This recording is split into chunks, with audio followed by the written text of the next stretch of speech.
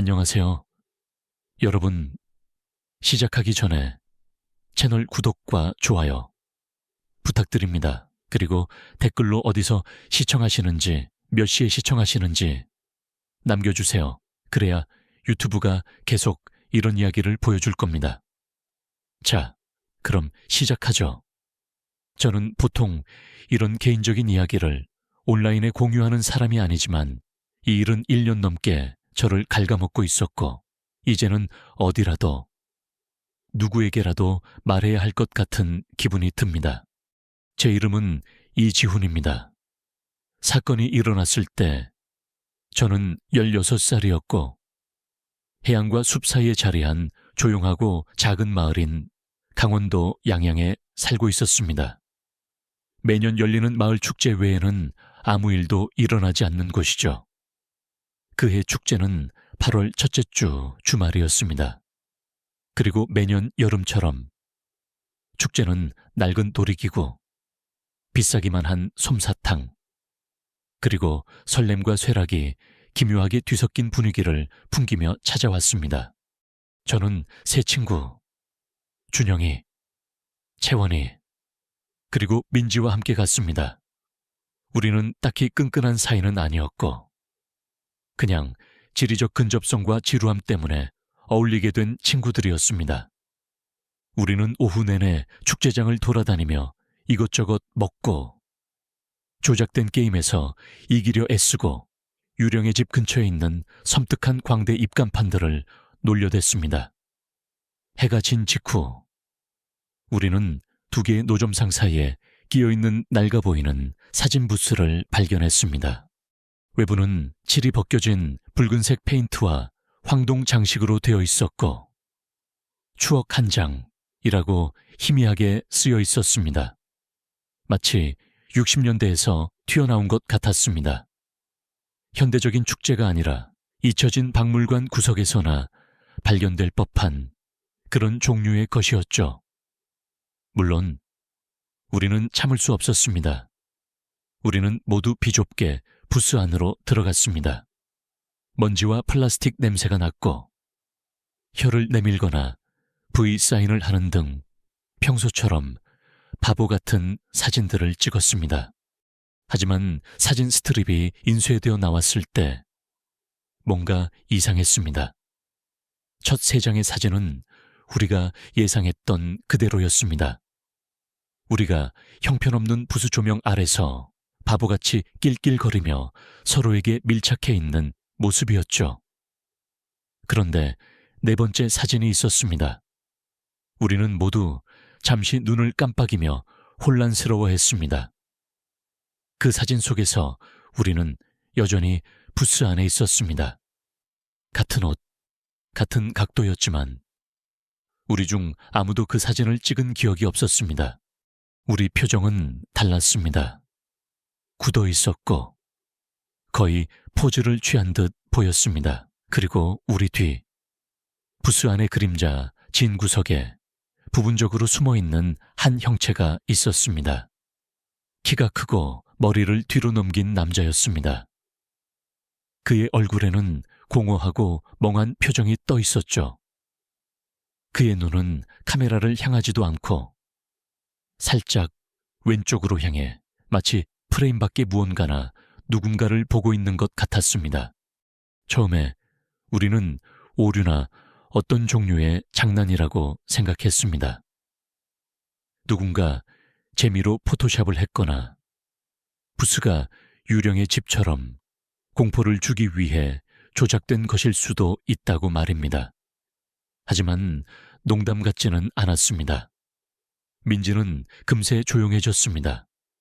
그녀는 계속해서 낯선 남자의 얼굴을 응시하며 어디선가 본 듯하지만 기억나지 않는다고 중얼거렸습니다.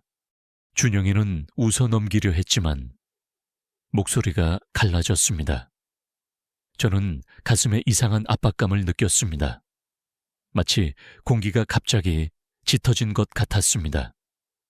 우리는 주위를 둘러보며 인파 속에서 그 남자를 찾으려 했지만 그와 조금이라도 닮은 사람은 아무도 없었습니다. 그리고 부스 뒤에 제어 상자에 앉아있던 노점상. 그는 회색 수염과 거울 선글라스를 낀 나이든 남자였습니다. 우리가 그에게 사진을 보여주자 그는 어깨를 으쓱하며 불가능하다고 말했습니다. 이 모델은 3장만 인쇄됩니다. 항상 그래왔습니다. 그는 우리에게 말했습니다. 우리는 그 직후 축제를 떠났습니다. 모두가 이상하게 행동했습니다. 조용하고 산만했습니다. 저는 구겨진 사진 스트립이 채원이 주머니에 있었던 것을 기억합니다. 땀에 젖은 그녀의 손 때문에 가장자리가 축축했습니다. 집으로 걸어가는 길에 아무도 그 일에 대해 이야기하지 않았습니다. 우리는 마치 아무 일도 없었던 척하려는 듯 한 명씩 흩어졌습니다. 하지만 그날 밤 늦게 저는 준영이에게서 문자를 받았습니다. 그것은 다시 그 사진 스트립이었는데 4번째 프레임을 확대한 사진이었습니다. 그의 손을 봐봐. 그는 썼습니다. 그리고 제가 보았을 때 세상에 저는 속이 뒤틀리는 것을 느꼈습니다. 그 남자의 손은 프레임 안에 끼어있는 사람처럼 자연스럽게 놓여있지 않았습니다. 그것은 민지의 어깨를 향해 뻗어 있었는데 겨우 1인치 정도 떨어져 있었고 손가락은 굳어 있었고 이상하게 각이 져 있었습니다. 마치 그녀를 잡으려다 중간에 멈춘 것처럼 말이죠. 그 순간 그것은 어리석은 축제 장난처럼 느껴지지 않고 우리가 보지 말아야 할 무언가처럼 느껴지기 시작했습니다. 다음 날 아침 민지는 학교에 나타나지 않았습니다. 문자도 없고 게시물도 없고 아무것도 없었습니다. 그녀의 엄마는 그녀가 채원이 집에 머물렀다고 생각했습니다. 채원이는 그녀가 일찍 집에 갔다고 생각했습니다. 준영이와 저는 당황하지 않으려 노력했지만 점심때쯤에는 선생님들이 이미 수군거리고 있었습니다. 한 경찰관이 교장 선생님과 이야기하기 위해 교실로 들어왔습니다. 학교가 끝날 때쯤에는 경찰이 축제장에 가서 노점상들과 이야기하고 있었습니다. 그때 채원이가 경찰에게 그 사진에 대해 이야기했습니다. 그녀는 다음 날 그 사진을 가져왔습니다. 구겨진 자국이 많았지만 4번째 프레임을 볼 수 있을 만큼 여전히 선명했습니다. 그 사진을 가져간 경찰관은 회의적인 듯 보였지만 원본 스트립이 어디서 인쇄되었는지 묻자 태도가 달라졌습니다. 채원이는 같은 부스를 가리켰지만 경찰이 확인했을 때 뭔가 이상했습니다. 노점상 그의 이름은 제리 또는 제럴드와 같은 이름이었습니다. 그는 우리를 한 번도 본 적이 없는 것처럼 행동했습니다. 많은 사람들이 부스를 사용한다고 말했습니다. 모든 아이들을 기억할 수는 없다고 했습니다. 하지만 경찰관이 4번째 프레임에 대해 묻자 그는 매우 방어적으로 나왔습니다. 그 기계는 72년부터 우리 가족이 사용해 왔습니다. 기계식 아날로그입니다. 4번째 프레임은 없습니다. 그는 심지어 뒷부분을 열어 필름롤을 보여주기까지 했습니다. 물론 그것은 고전적인 새 프레임 인쇄 설정이었습니다. 특별한 것도 디지털 삽입도 추가 공급 장치도 없었습니다. 저는 경찰관의 표정이 변하는 것을 보았던 것을 기억합니다. 마치 우리가 장난을 치는 것인지 아니면 제리가 무언가를 숨기고 있는 것인지 알 수 없다는 듯이 말입니다. 모든 것이 이상한 에너지를 띠고 있었습니다. 마치 모든 사람이 갑자기 무언가 말이 안 된다는 것을 알았지만 아무도 어떻게 해야 할지 모르는 듯이 말입니다.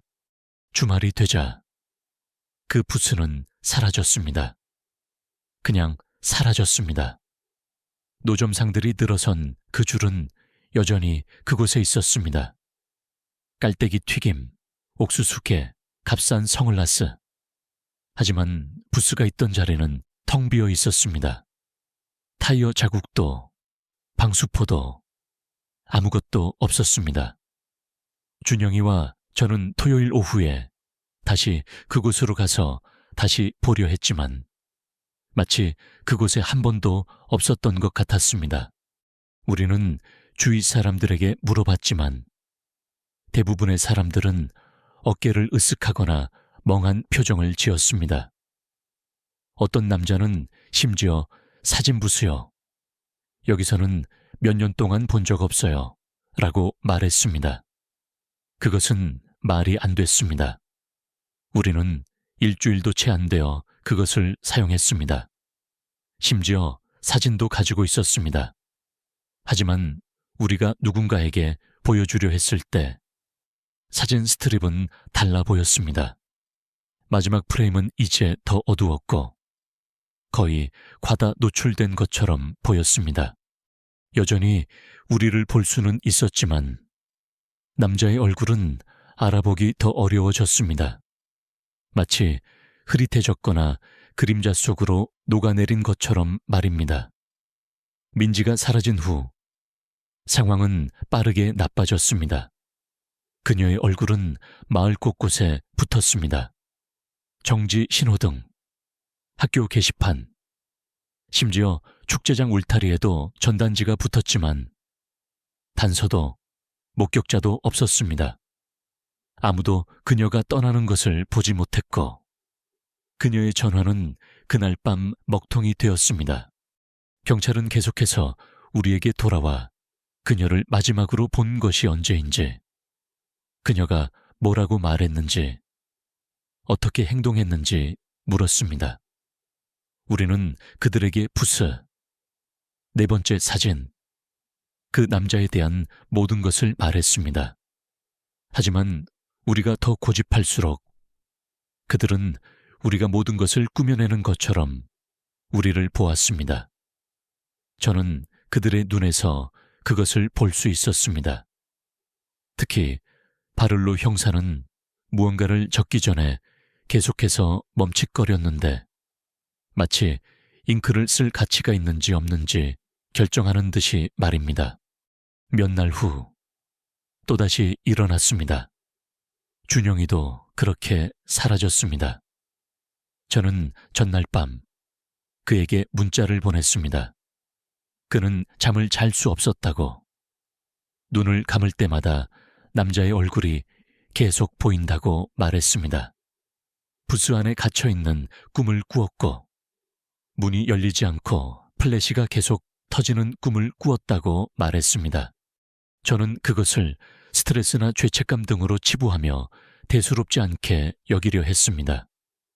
하지만 다음날 아침 그에게서 아무 소식도 듣지 못했을 때 저는 알았습니다. 저는 자전거를 타고 그의 집으로 갔습니다. 그의 엄마는 그가 일찍 학교에 갔다고 말했지만 그는 결코 나타나지 않았습니다. 민지처럼 흔적도 없이 사라진 것이죠. 저는 그 사진을 다시 경찰에게 가져갔습니다. 이번에는 저를 얼어붙게 만든 무언가를 발견했습니다. 네 번째 프레임에서 준영이는 달라 보였습니다. 그저 포즈를 취한 것이 아니라 겁에 질려 있었습니다. 그의 눈은 제가 기억하는 것보다 더 커져 있었고 마치 플래시가 터지기 직전에 무언가를 본 것처럼 보였습니다.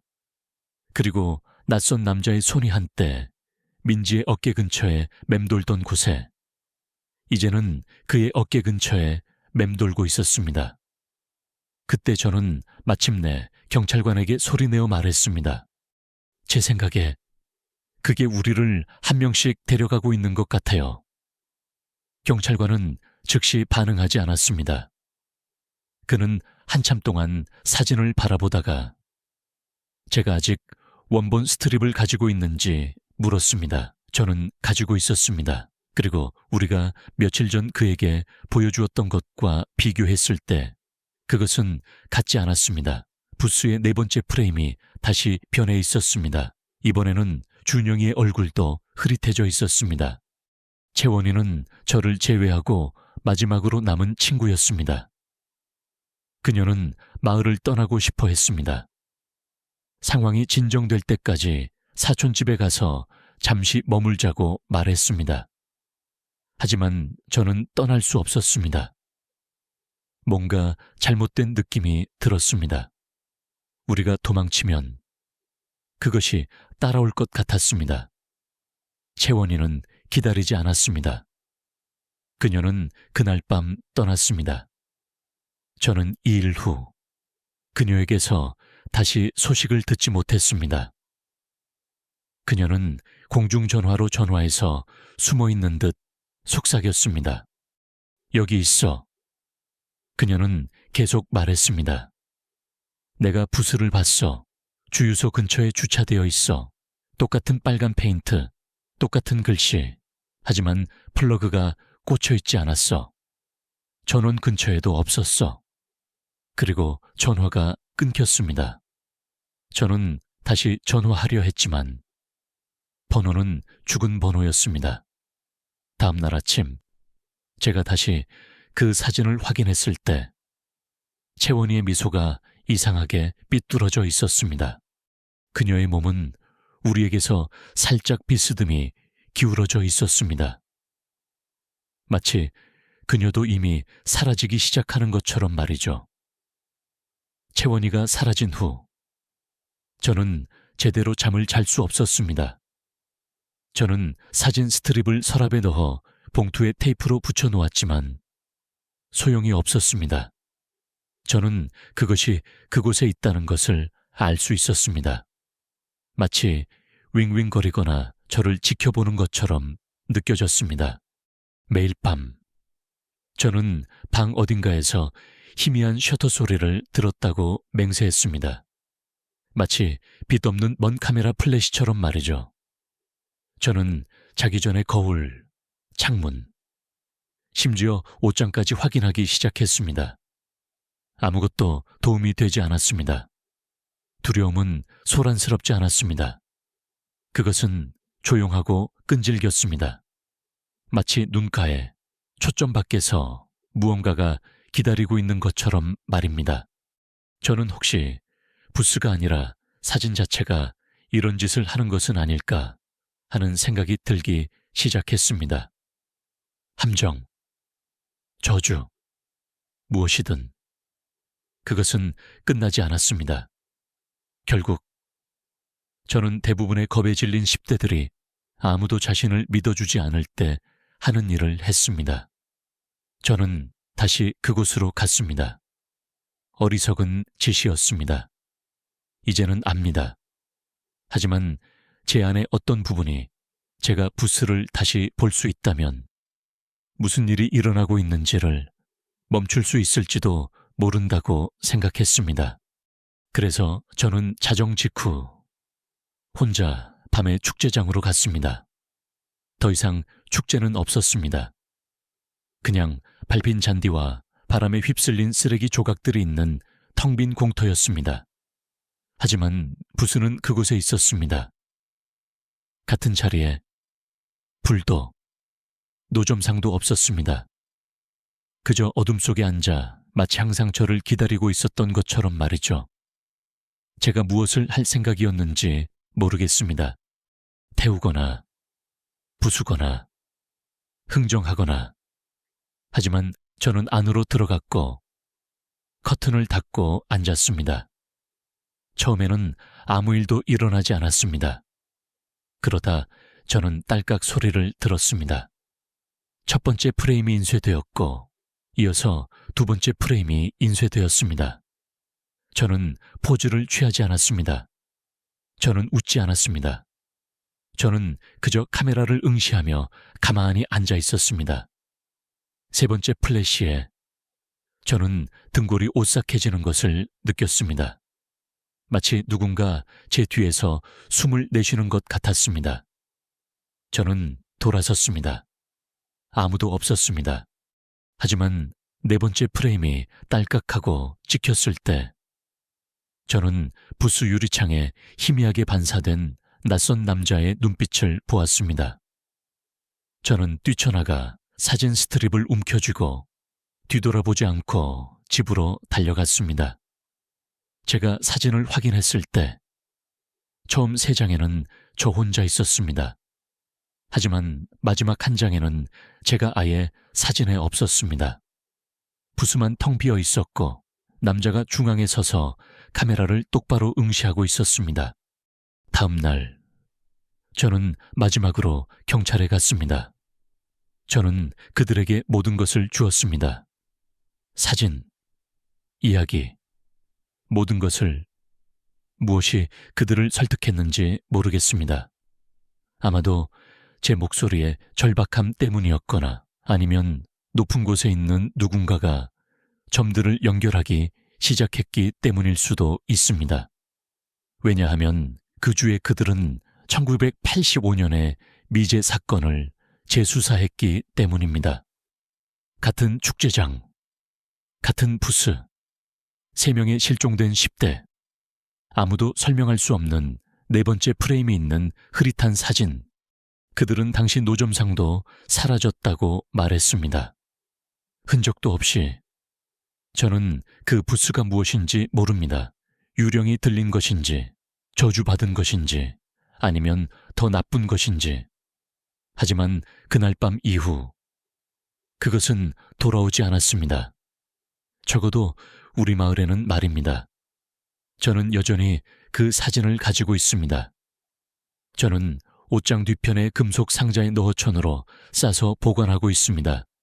저는 1년 넘게 그것을 보지 않았습니다.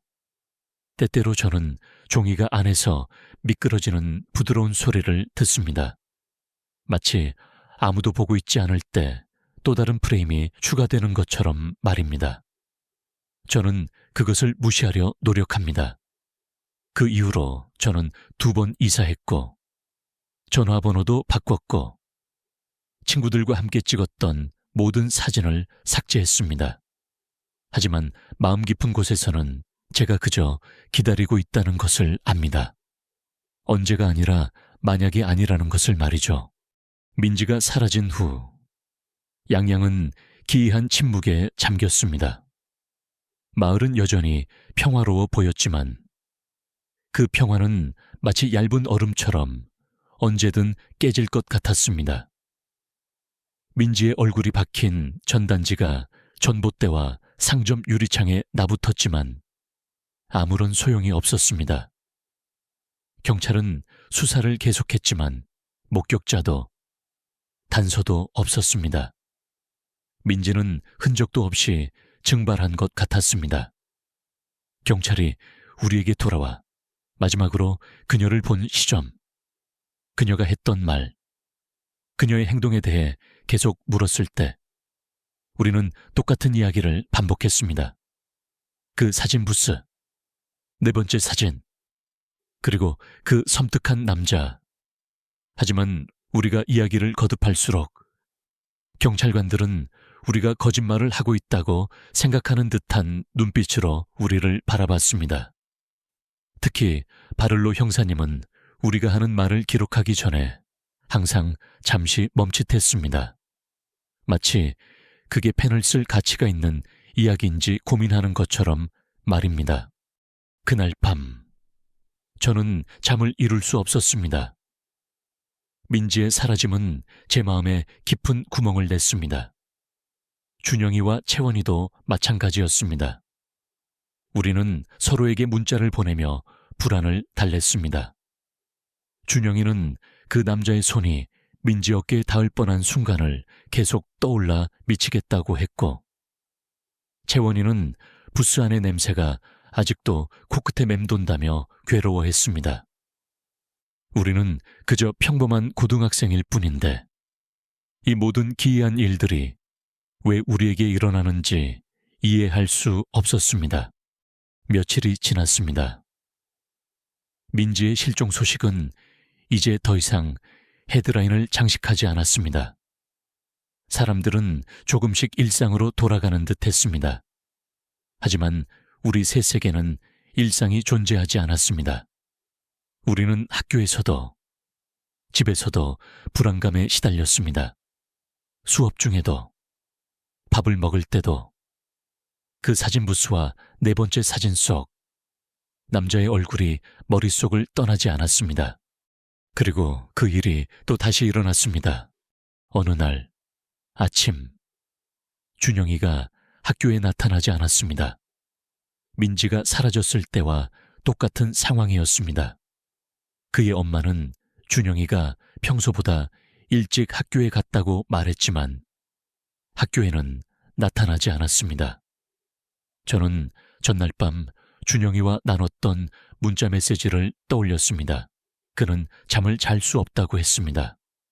눈을 감을 때마다 그 남자의 얼굴이 보인다고 했습니다. 그는 부스 안에 갇혀있는 꿈을 꾸었다고 했습니다. 문이 열리지 않고 플래시가 계속 터지는 꿈을 말입니다. 저는 그저 스트레스 때문이라고, 죄책감 때문이라고 대수롭지 않게 넘기려 했지만 다음날 아침 그에게서 아무런 소식도 듣지 못했을 때 저는 직감했습니다. 심장이 쿵쾅거렸습니다. 차오르는 불안감에 저는 자전거를 타고 준영이의 집으로 달려갔습니다. 그의 어머니는 걱정스러운 얼굴로 준영이가 아침 일찍 학교에 간다고 나갔는데 소식이 없다고 말했습니다. 민지 때와 똑같은 상황이었습니다. 준영이도 흔적도 없이 사라진 것입니다. 저는 곧장 집으로 돌아와 서랍 깊숙이 넣어둔 사진 스트립을 꺼냈습니다. 땀으로 축축한 손으로 사진을 펼쳤습니다. 그리고 네 번째 프레임을 자세히 들여다보았습니다.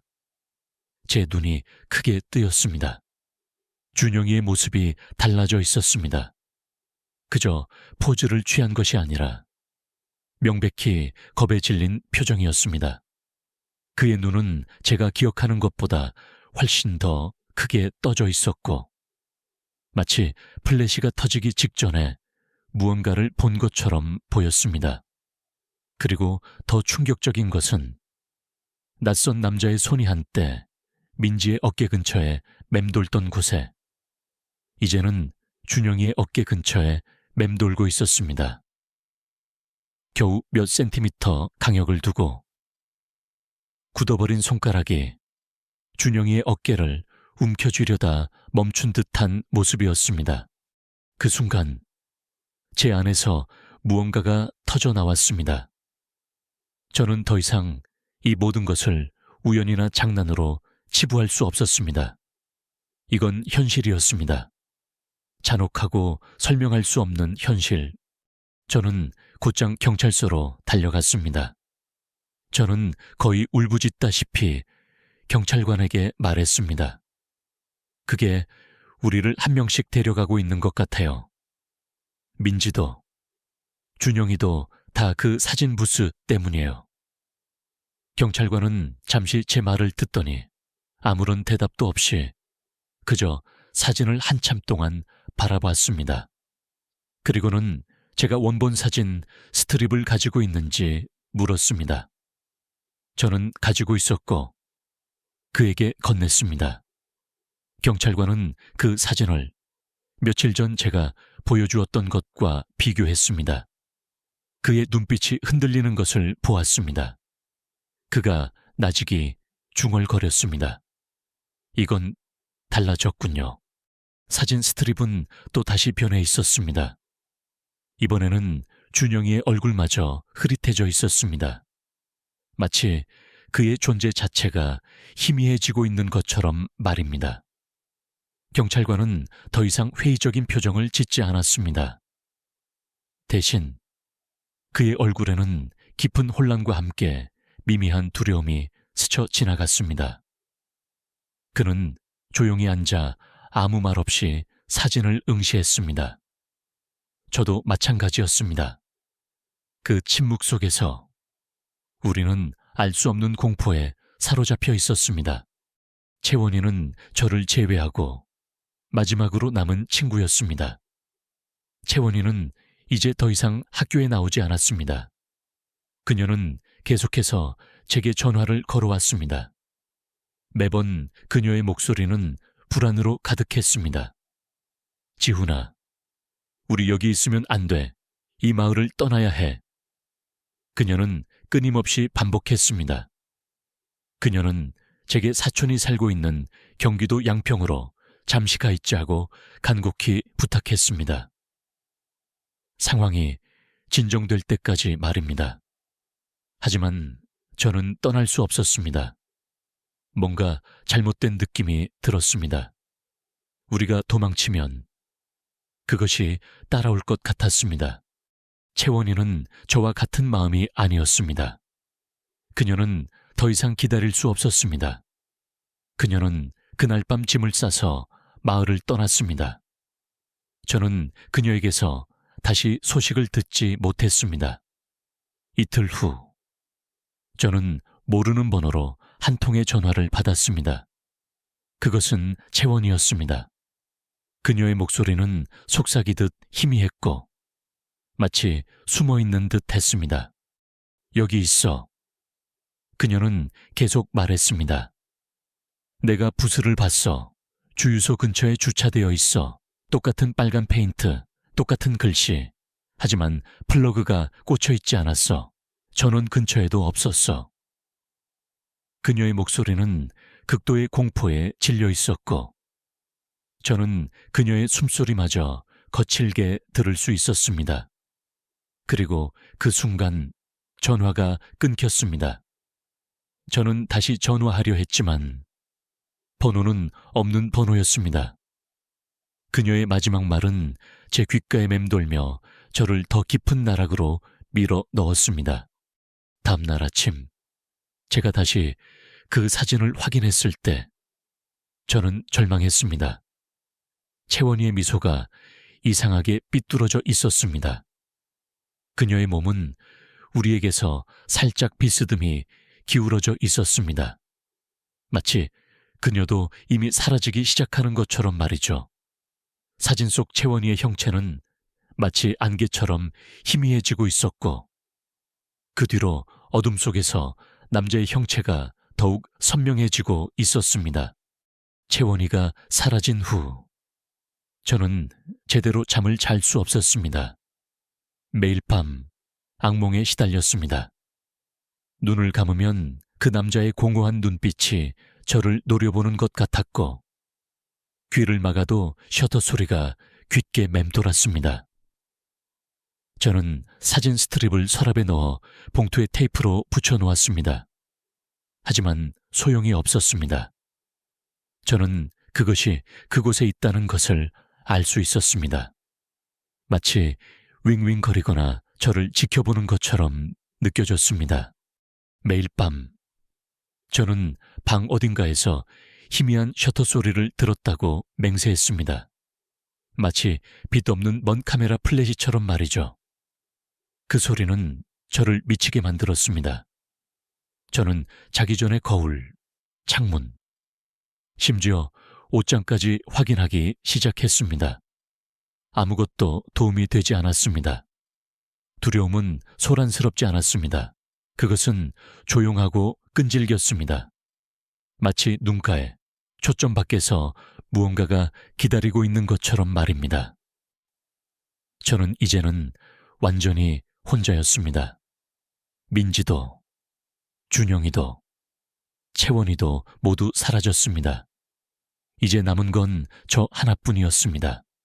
저는 혹시 부스가 아니라 사진 자체가 이런 짓을 하는 것은 아닐까 하는 생각이 들기 시작했습니다. 이 모든 불행의 근원이 그 사진 스트립 자체일지도 모른다는 섬뜩한 생각, 함정, 저주, 무엇이든 그것은 끝나지 않았습니다. 그것은 마치 사냥꾼이 먹이를 추적하듯 집요하게 우리를 쫓아다니고 있었습니다. 결국 저는 대부분의 겁에 질린 10대들이 아무도 자신을 믿어주지 않을 때 하는 일을 했습니다. 저는 다시 그곳으로 갔습니다. 어리석은 짓이었습니다. 이제는 압니다. 하지만 제 안의 어떤 부분이 제가 붓을 다시 볼 수 있다면 무슨 일이 일어나고 있는지를 멈출 수 있을지도 모른다고 생각했습니다. 저는 절박했습니다. 마지막 남은 희망을 붙잡고 싶었습니다. 그래서 저는 자정 직후 혼자 밤에 축제장으로 갔습니다. 축제는 끝난 지 오래였습니다. 그곳에는 더 이상 떠들썩한 인파도 알록달록한 노점상도 없었습니다. 그저 밟힌 잔디와 바람에 휩쓸린 쓰레기 조각들이 있는 텅 빈 공터였습니다. 하지만 그 부스는 그곳에 있었습니다. 바로 그 자리에 불도 노점상도 없었습니다. 그저 어둠 속에 덩그러니 앉아 마치 항상 저를 기다리고 있었던 것처럼 말입니다. 그것은 고요했지만 그 고요함 속에서 끔찍한 존재감이 느껴졌습니다. 저는 심장이 목구멍까지 차오르는 것을 느꼈습니다. 저는 제가 무엇을 할 생각이었는지 모르겠습니다. 그것을 태워버리거나 부수거나 아니면 그 미지의 존재와 흥정이라도 하려 했던 걸까요? 저는 알 수 없었습니다. 하지만 한 가지 확실한 것은 저는 그곳에 이끌린 것처럼 서 있었습니다. 그리고 제 발은 저절로 그 낡은 부스 안으로 향했습니다. 저는 조심스럽게 안으로 들어갔고 낡은 커튼을 닫았습니다. 먼지와 곰팡이 냄새가 코를 찔렀습니다. 비좁은 공간 속에서 저는 불안감에 휩싸였습니다. 처음에는 아무 일도 일어나지 않았습니다. 그저 정적만이 흐를 뿐이었습니다. 심장이 미친 듯이 뛰는 소리만이 제 귓가에 울려 퍼졌습니다. 그리고 그때 저는 딸깍 소리를 들었습니다. 카메라 셔터 소리, 첫 번째 프레임이 인쇄되는 소리였습니다. 이어 두 번째 프레임이 인쇄되었습니다. 저는 포즈를 취하지 않았습니다. 웃지도 않았습니다. 그저 카메라를 뚫어져라 응시하며 가만히 앉아 있었습니다. 제 눈에는 공포와 함께 알 수 없는 결심이 담겨 있었습니다. 저는 이제 더 이상 도망치지 않을 것입니다. 이 모든 것의 정체를 밝히고 싶었습니다. 세 번째 플래시에 저는 등골이 오싹해지는 것을 느꼈습니다. 마치 누군가 제 뒤에서 차가운 숨을 내쉬는 것 같았습니다. 머리털이 쭈뼛 서는 느낌이었습니다. 저는 천천히 뒤를 돌아봤습니다. 아무도 없었습니다. 텅 빈 부스 안에는 저 혼자뿐이었습니다. 하지만 그 섬뜩한 느낌은 사라지지 않았습니다. 오히려 더욱 선명해졌습니다. 마치 보이지 않는 존재가 바로 제 뒤에 서 있는 것 같았습니다. 그리고 네 번째 프레임이 딸깍하고 찍혔을 때 저는 섬뜩한 광경을 목격했습니다. 부수 유리창에 희미하게 반사된 낯선 남자의 눈빛. 그것은 분명했습니다. 그가 바로 제 뒤에 서 있었습니다. 유리창에 비친 그의 눈은 공허하고 차가웠으며 저를 똑바로 응시하고 있었습니다. 그의 존재가 너무나도 생생하게 느껴져 숨쉬기조차 힘들었습니다. 저는 본능적으로 뛰쳐나갔습니다. 낡은 커튼을 거칠게 젖히고 사진 스트립을 움켜쥐었습니다. 손에 땀이 흥건했습니다.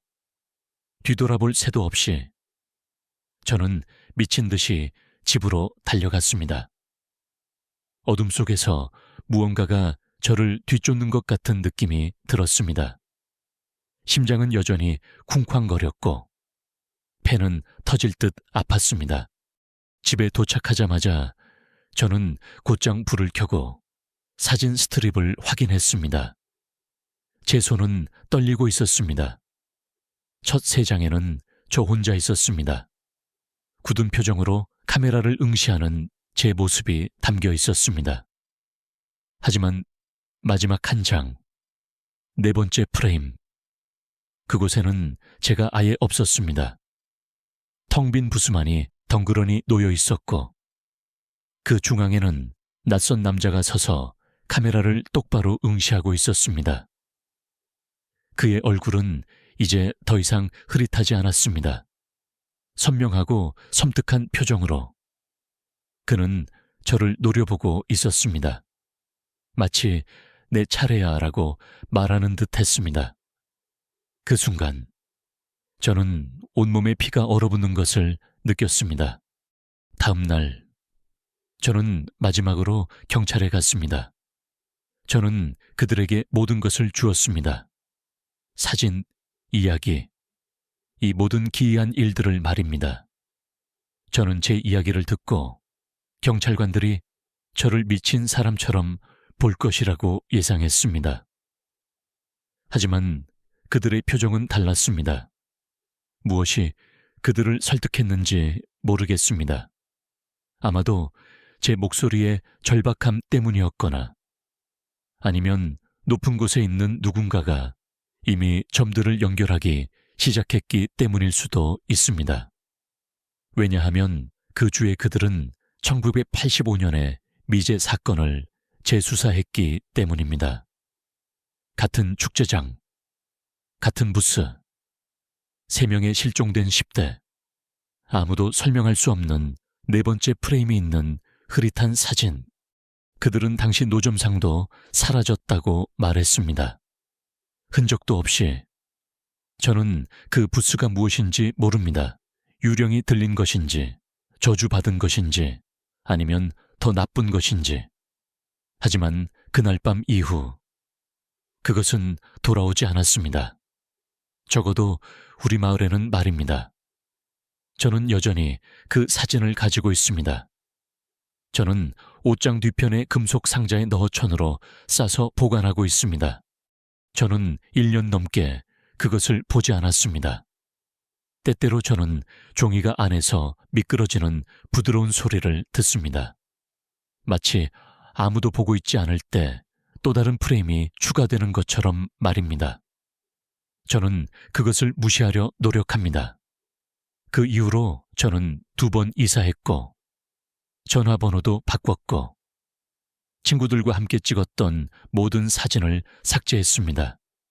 하지만 마음 깊은 곳에서는 제가 그저 기다리고 있다는 것을 압니다. 언제가 아니라 만약이 아니라는 것을 말이죠. 왜냐하면 저도 한때 그 4번째 프레임에 있었으니까요. 그리고 그것이 무엇이든 그것은 잊지 않습니다. 그것은 항상 저를 지켜보고 있습니다. 저는 이제 압니다. 제가 그 그림자 속에서 벗어날 수 없다는 것을. 민지와 준영이 그리고 채원이마저 사라진 후 제 삶은 완전히 무너졌습니다. 양양은 더 이상 제가 알던 평화로운 마을이 아니었습니다. 모든 그림자가 저를 쫓아오는 것 같았고 모든 소리가 저를 겨냥하는 듯 했습니다. 학교는 더 이상 안전한 곳이 아니었고 집은 끔찍한 기억들로 가득 찬 감옥이 되었습니다. 저는 잠을 잘 수 없었고 제대로 먹을 수도 없었습니다. 제 몸은 극도로 쇠약해졌고 정신은 벼랑 끝에 몰렸습니다. 경찰의 반응은 저를 더욱 좌절시켰습니다. 처음에는 제 이야기를 들어주는 듯 했지만 제가 부스나 사진에 대해 더 많이 이야기할수록 그들의 눈빛에는 의심이 깊어졌습니다. 바를로 형사님마저 저를 미친 사람처럼 보기 시작했습니다. 이지훈 학생, 혹시 너무 많은 스트레스를 받고 있는 건 아닌가? 그는 나직이 말했습니다. 친구들을 잃은 슬픔 때문에 환각을 보는 걸 수도 있어요. 그의 말은 제 마음에 비수를 꽂았습니다. 저는 미치지 않았습니다. 이 모든 일들은 현실이었고 저는 그 잔혹한 현실 속에 홀로 남겨진 것이었습니다. 경찰이 더 이상 저를 믿지 않는다는 것을 깨달았을 때 저는 혼자서 이 모든 것을 해결해야 한다는 절박함을 느꼈습니다. 저는 다시 그 사진 스트립을 꺼내 들었습니다. 이제 사진 속에는 저와 그 남자만이 남아 있었습니다. 네 번째 프레임 속 남자의 얼굴은 더욱 선명해져 있었고 마치 살아있는 듯한 섬뜩한 기운을 내뿜고 있었습니다. 그의 눈빛은 저를 꿰뚫어 보는 듯했고 그의 입계는 알 수 없는 미소가 떠올라 있었습니다. 그 미소는 마치 저를 비웃는 듯 혹은 저를 초대하는 듯 했습니다. 저는 사진 속 남자의 존재가 점점 더 현실적으로 느껴졌습니다. 마치 그가 사진 속에서 걸어 나올 수 있을 것만 같았습니다. 저는 그 사진 부스에 대해 더 자세히 알아보기로 결심했습니다. 경찰이 믿어주지 않는다면 제가 직접 진실을 파헤쳐야만 했습니다. 어쩌면 그 부스의 역사 속에 이 모든 미스터리에 해답이 숨겨져 있을지도 모른다는 희미한 희망을 품었습니다. 저는 마을 도서관으로 향했습니다. 낡은 문서들과 지역 신문들을 뒤지기 시작했습니다. 처음에는 아무것도 찾을 수 없었습니다. 하지만 며칠 밤낮으로 자료를 뒤진 끝에 저는 마침내 1985년 여름에 실린 낡은 신문 기사를 발견했습니다. 기사 제목은 양양축제, 3명의 10대 실종 미스터리였습니다. 제 심장이 쿵 하고 떨어졌습니다. 기사를 읽어 내려갈수록 제 등골에는 소름이 돋았습니다. 1985년 여름, 양양축제에서 3명의 10대, 김민수, 박예린, 최현우가 흔적도 없이 사라졌다는 내용이었습니다. 경찰은 그들의 실종을 불가사의한 사건으로 분류했고 아무런 단서도 찾지 못했습니다. 그리고 기사 말미에는 흐릿한 사진 한 장이 첨부되어 있었습니다. 낡은 사진 부스 안에서 찍힌 4명의 10대 모습, 그리고 그 사진의 4번째 프레임에는 흐릿하게 남자의 형체가 담겨 있었습니다. 제 손에 들린 사진과 똑같은 사진 부스였습니다. 저는 기사에 실린 부스 노점상의 이름을 발견했습니다. 박영철. 경찰은 당시 그 노점상도 함께 사라졌다고 기록했습니다. 제리는 그 부스가 12년부터 가족이 소유했다고 말했습니다. 그렇다면 박영철은 제리의 가족이었을까요? 아니면 그저 그 부스를 운영하던 또 다른 희생자였을까요? 머릿속이 복잡해졌습니다. 이 부스는 단순히 낡은 사진 부스가 아니었습니다.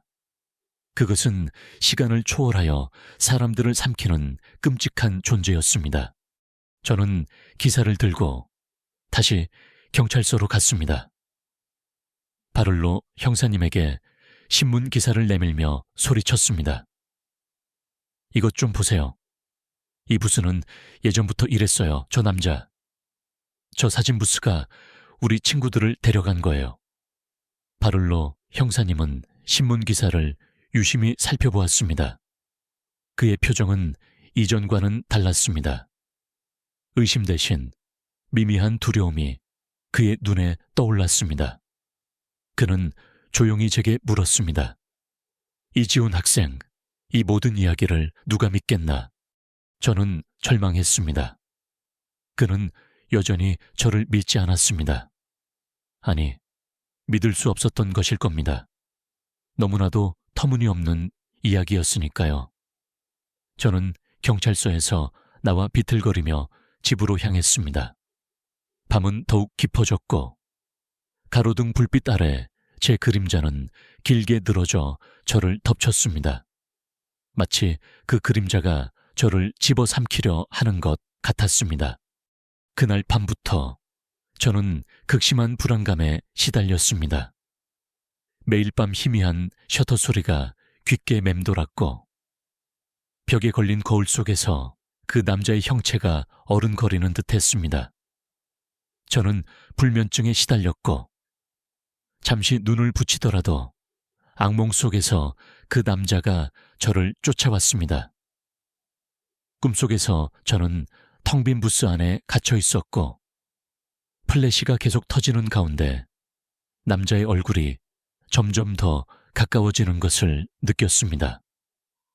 그리고 꿈의 끝에는 항상 남자가 저를 향해 손을 뻗는 순간 저는 식은땀을 흘리며 깨어났습니다. 저는 방 안의 모든 거울을 천으로 가리고 창문에는 두꺼운 커튼을 쳤습니다. 밤에는 작은 스탠드만 켜놓고 그림자가 드리워지지 않도록 조심했습니다. 하지만 아무리 노력해도 그 남자의 존재감은 사라지지 않았습니다. 그것은 마치 제 피부 아래에 스며든 듯 제 생각과 감정을 지배하기 시작했습니다. 저는 길을 걸을 때도 밥을 먹을 때도 마치 누군가 저를 지켜보는 듯한 섬뜩한 시선을 느꼈습니다. 어느 날 오후 저는 집으로 돌아오던 길에 등골이 오싹해지는 경험을 했습니다. 골목을 꺾어들자마자 제 집 현관문이 살짝 열려있는 것을 발견했습니다. 저는 분명히 아침에 문을 잠그고 나왔습니다. 항상 2번씩 확인하는 습관이 있었으니까요. 심장이 쿵쾅거렸습니다. 저는 즉시 그 자리에서 멈춰 섰습니다. 불안감에 온몸이 떨렸습니다. 저는 경찰에 신고하려 했지만 손이 너무 떨려 전화기를 제대로 잡을 수조차 없었습니다. 저는 숨을 죽이고 주위를 둘러보았습니다. 아무도 없었습니다. 고요한 골목에는 바람 소리만이 맴돌았습니다. 저는 공포에 질린 채 차 안으로 다시 들어갔습니다. 경찰이 도착했을 때 그들은 집안을 빠르게 수색했지만 아무것도 발견하지 못했습니다. 아무것도 흐트러진 것 없는데요. 지훈 학생, 한 경찰관이 말했습니다. 도둑이 들었다면 흔적이 있을 텐데 말이죠. 하지만 저는 무언가가 사라졌다는 것을 알 수 있었습니다. 제가 숨겨두었던 낡은 사진 스트립이었습니다.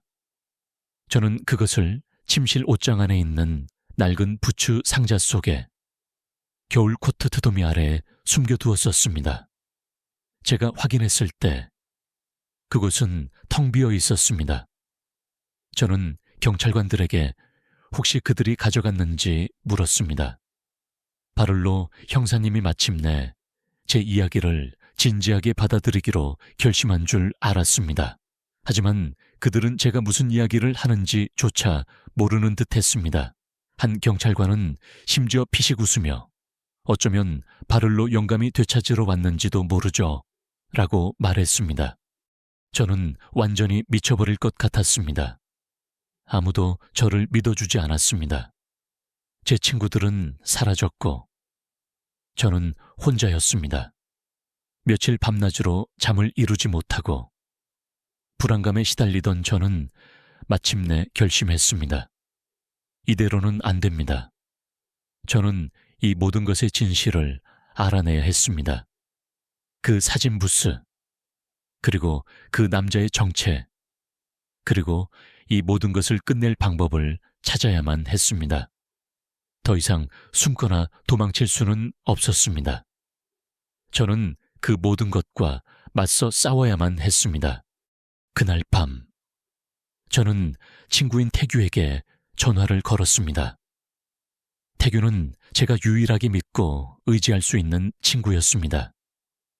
그는 제가 겪은 모든 일에 대해 들어주었고 저를 비웃거나 의심하지 않았습니다. 그는 그저 조용히 제 이야기를 들었습니다. 지훈아, 너무 힘들어 보이면 우리 집에 와서 쉬어. 그가 나직이 말했습니다. 혼자 두는 게 불안해. 저는 그의 제안을 받아들였습니다. 매기처럼 너무 많은 질문을 하지 않는, 하지만 저를 진심으로 걱정해주는 친구가 있다는 사실에 조금이나마 위안을 얻었습니다. 태규의 집은 낡은 다세대 주택의 2층에 있었습니다. 저는 거기서 소파에서 잠을 청했습니다. 하지만 불안감은 저를 놓아주지 않았습니다. 새벽 2시 30분경 저는 금속성 두드리는 소리에 잠에서 깼습니다. 크지 않은 소리였습니다. 마치 누군가 동전을 유리 조각에 천천히 두드리는 듯한 소리였습니다. 그 소리는 거실 창문에서 들려왔습니다. 태규의 집은 2층이었고 창문 밖에는 아무런 발코니나 난간도 없었습니다. 저는 천천히 몸을 일으켰습니다. 심장이 미친 듯이 뛰었습니다. 그리고 저는 창문 밖에서 한 남자의 윤곽을 보았습니다. 그 남자는 창문 밖에 서 있었고 머리를 살짝 기울인 채 마치 귀 기울여 듣고 있는 듯 했습니다. 그곳에는 아무런 발판도 없었습니다. 그런데 그는 어떻게 그곳에 서 있었을까요? 저는 온몸에 피가 얼어붙는 것을 느꼈습니다. 제가 불을 켰을 때 그는 사라지고 없었습니다. 그 순간 저는 제 한계에 도달했습니다. 더 이상 이 모든 것을 감당할 수 없었습니다. 다음 날 아침 저는 태규에게 모든 것을 말했습니다.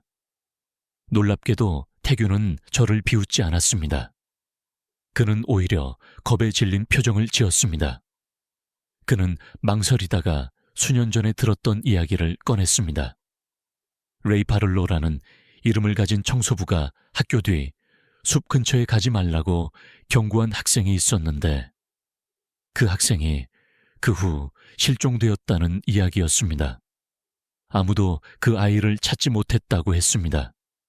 사람들은 바를로가 이상한 사람이라고 생각했지만 어쩌면 그가 무언가를 알고 있었을지도 모른다고, 어쩌면 그가 어떤 패턴을 보고 있었을지도 모른다고 말했습니다. 아니면 어쩌면 그가 그 모든 것을 일으키는 장본인이었을지도 모른다고. 태규는 그 말을 소리내어 말하지 않았지만 저는 그의 얼굴에 쓰인 모든 것을 읽을 수 있었습니다. 저는 태규에게 이제 그 모든 것이 무엇을 의미하든 상관없다고 말했습니다. 저는 그저 이 모든 것에서 벗어나고 싶었습니다. 다음 날 저는 필수품만 챙겨 학교에 휴가를 내고 친오빠가 살고 있는 충청북도 진천으로 운전해서 갔습니다. 저는 아무에게도 제가 어디로 가는지 말하지 않았습니다. 태규에게조차 말하지 않았습니다. 저는 휴대전화를 끄고 소셜미디어를 삭제하고 잠시 동안 사라지려 노력했습니다. 그리고 잠시 동안 그것은 효과가 있었습니다.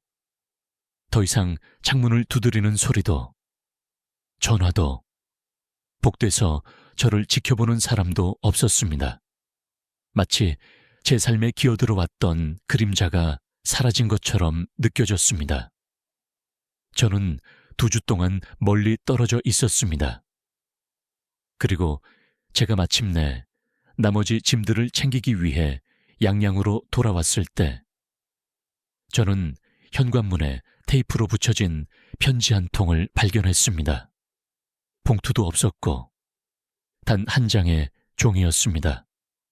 맨 위에는 제 이름이 대문자로 쓰여 있었고 그 아래에는 단 한 단어, 해제해라고 쓰여 있었습니다. 그 순간 저는 깨달았습니다. 이 모든 것은 저를 죽이거나 사냥하려는 것이 아니었습니다. 그것은 저를 지켜보고 판단하고 어쩌면 어떤 보이지 않는 시스템이 누가 남고 누가 사라질지 결정하는 것 같았습니다. 그 노트가 무엇이었든 간에 그것은 단순한 목록이 아니었습니다. 그것은 과정이었고 필터였습니다. 저는 왜 제가 살아남았는지 모릅니다. 제가 도망쳤기 때문일까요? 제가 누군가에게 말했기 때문일까요? 아니면 제가 그 사진 스트립을 잃어버렸기 때문일까요? 저는 답을 가지고 있지 않습니다. 그저 아무에게도 보여줄 수 없는 상처들과 결코 완전히 사라지지 않는 두려움만이 남아있을 뿐입니다. 저는 더 이상 양양고등학교에서 가르치지 않습니다. 저는 다른 지역으로 이사했고, 새로운 도시, 새로운 아파트에서 새로운 시작을 했습니다. 하지만 때때로 밤늦게 저는 다시 창문을 두드리는 느린 소리를 듣는 것 같습니다. 양양을 떠나 진천에 있는 오빠 집으로 온 것은 제게 잠시나마 평화를 가져다 주었습니다. 낯선 환경, 익숙하지 않은 사람들은 오히려 저에게 안도감을 주었습니다. 더 이상 창문을 두드리는 소리도, 전화도, 복도에서 저를 지켜보는 듯한 시선도 없었습니다. 마치 제 삶에 기어들어왔던 그림자가 사라진 것처럼 느껴졌습니다. 저는 2주 동안 휴대전화를 끄고 소셜미디어를 삭제한 채 세상과 단절된 채 지냈습니다. 잠시 동안 저는 평범한 고등학생 이지훈으로 돌아간 것 같은 착각에 빠졌습니다. 하지만 그 평화는 오래가지 못했습니다. 제 마음속 깊은 곳에는 언제 터질지 모르는 시한폭탄처럼 불안감이 도사리고 있었습니다. 친구들이 사라진 이유, 그 사진 부스, 그리고 그 남자의 정체, 이 모든 미스터리는 해결되지 않은 채 저를 옥죄고 있었습니다. 저는 제가 안전하다고 믿는 동안에도 그 그림자가 언제든 다시 나타날 수 있다는 것을 직감했습니다. 어느 날 오후, 오빠 집에서 멍하니 TV를 보고 있는데 뉴스 속보가 흘러나왔습니다. 양양 지역 1985년 미제 실종 사건 재수사 착수. 제 심장이 쿵 하고 떨어졌습니다. 화면에는 낡은 사진 부스에 흐릿한 사진이 스쳐 지나갔습니다. 제 손에 들린 사진과 똑같은 부스였습니다. 뉴스는 1915년 여름 양양 축제에서 실종된 3명의 10대, 김민수, 박예린, 최현우에 대한 이야기였습니다. 그리고 그들 역시 한 낡은 사진 부스에서 찍힌 사진을 마지막으로 남겼다는 내용이었습니다. 저는 그 즉시 양양경찰서에 전화를 걸었습니다. 제 목소리는 흥분과 절박함으로 떨리고 있었습니다. 형사님, 저 이지훈이에요. 뉴스 보셨죠? 제가 말씀드렸던 그 사진 부스예요. 제 친구들도 그 부스 때문에 사라졌어요. 수화기 넘어 바를로 형사님의 목소리가 들렸습니다. 그의 목소리에는 이전에 없던 미미한 긴장감이 실려 있었습니다. 이지훈 학생, 지금 어디 있나? 양양으로 돌아올 수 있겠나? 저는 지체 없이 양양으로 돌아왔습니다. 경찰서에 도착했을 때 바를로 형사님은 저를 기다리고 있었습니다. 그의 얼굴에는 피곤함과 함께 복잡한 감정이 뒤섞여 있었습니다. 그는 제게 1985년 사건의 자료들을 보여주었습니다. 낡은 보고서, 희미한 사진, 그리고 수십 년 전에 기록된 증언들. 모든 것이 제가 겪었던 일과 소름 끼칠 정도로 일치했습니다. 실종된 10대들, 낡은 사진 부스, 그리고 4번째 프레임에 나타난 흐릿한 남자의 형체. 심지어 당시 부스를 운영하던 노점상, 박영철마저 사건 이후 흔적도 없이 사라졌다는 기록이 있었습니다. 이지훈 학생, 우리는 자네의 말을 믿지 않았네. 미안하네. 바를로 형사님이 나직이 말했습니다. 그의 목소리에는 진심 어린 후회가 담겨 있었습니다. 우리는 이 사건이 단순히 미제 사건이 아니라 훨씬 더 깊은 무언가와 관련되어 있다는 것을 알게 됐네. 그는 제게 그들이 발견한 새로운 단서들을 말해 주었습니다. 당시 실종된 10대들의 가족들은 그들이 사라지기 며칠 전부터 알 수 없는 공포에 시달렸다고 증언했습니다. 밤마다 창문을 두드리는 소리, 전화기 너머의 정적, 그리고 누군가 자신들을 지켜보는 듯한 섬뜩한 느낌. 저는 그의 말을 들으며 등골이 오싹해지는 것을 느꼈습니다. 제가 겪었던 일들과 똑같았습니다. 그 그림자는 시간을 초월하여 사람들을 쫓아다니고 있었던 것입니다. 바를로 형사님은 또한 당시 사건을 담당했던 한 형사님의 일지를 보여주었습니다. 그 일지에는 그 형사님이 사진부수 노점상 박영철을 마지막으로 만났던 날의 기록이 있었습니다. 박영철은 그 형사님에게 그 부수는 단순한 기계가 아닙니다. 그것은 영혼을 먹는 그림자입니다. 라고 말했다고 기록되어 있었습니다. 그리고 박영철은 그 말을 남긴 채 다음 날 사라졌습니다. 바를로 형사님은 고개를 저으며 말했습니다. 당시에는 그 형사님도 박영철의 말을 믿지 않았네. 미쳐가는 노점상의 헛소리로 치부했지. 하지만 지금 와서 보니 그는 진실을 말했던 것 같네. 우리는 함께 머리를 맞대고 그 미스터리를 파헤치기 시작했습니다. 그 부수는 어떻게 사라지고 나타나는 것일까요? 그 남자는 누구이며 왜 우리 친구들을 데려간 것일까요? 그리고 왜 하필이면 네 번째 프레임에 나타나는 것일까요? 우리는 당시 양양축제가 열렸던 장소로 다시 갔습니다. 이제는 텅 빈 공터에 잡초만 무성하게 자라 있었습니다. 하지만 그 부수는 여전히 그 자리에 있었습니다. 낡고 칙칙한 붉은색 페인트와 황동 장식, 그리고 추억 한 장이라는 희미한 글씨. 그것은 마치 시간이 멈춘 듯 그 자리에서 우리를 기다리고 있는 것 같았습니다. 바를로 형사님은 전문 감식반을 불렀습니다. 그들은 부수를 샅샅이 조사했지만 물리적인 단서는 아무것도 찾을 수 없었습니다. 지문도 DNA도 그 어떤 흔적도 없었습니다. 마치 그 부수가 애초에 그곳에 존재하지 않았던 것처럼 말입니다. 바를로 형사님은 고개를 저으며 말했습니다. 정말 기묘하군. 이 부수는 마치 유령처럼 존재하고 있네. 물리적으로 존재하지만 어떤 흔적도 남기지 않아. 저는 그 말을 들으며 심장이 철렁 내려앉았습니다. 그것은 마치 살아있는 존재처럼 느껴졌습니다. 아니, 어쩌면 살아있는 존재보다 더 위험한 무언가일지도 모른다는 섬뜩한 생각이 들었습니다. 밤이 깊어지자 바를로 형사님과 저는 부스 근처에서 망원경과 야간 투시경을 설치하고 부스를 감시하기 시작했습니다. 우리는 밤새도록 그 부스를 지켜보았지만 아무런 움직임도 없었습니다.